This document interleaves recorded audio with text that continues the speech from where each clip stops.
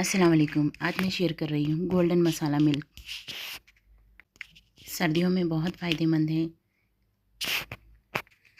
कफ़, cold, immunity, body pain, ये पीने में टेस्टी और हेल्दी भी है।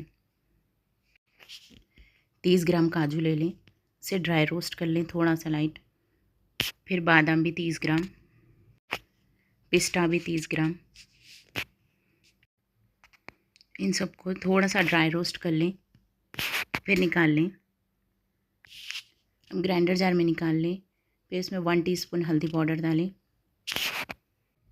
1/4 teaspoon black pepper powder, half tea spoon ginger powder जिसे सौंठ भी बोलते हैं, और 1/4 टीस्पून इलायची पाउडर डालें और थोड़े केसर के धागे ऐड कर दें।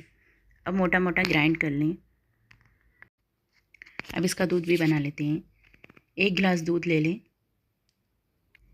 1.5 से 2 चमचे इस पाउडर के मिला लें। अब 1 चम्मच शक्कर डाल लें। अब शक्कर की जगह गुड़ का भी इस्तेमाल कर सकते हैं, इसकी जगह गुड़ भी डाल सकते हैं। अच्छे से उबाल आए तक पकने दें। अगर सर्दी खांसी के लिए बच्चों को भी दे रहे हैं तो इसमें ग्राइंड करने से पहले थोड़ी जायफल को भी घस के डाल लें।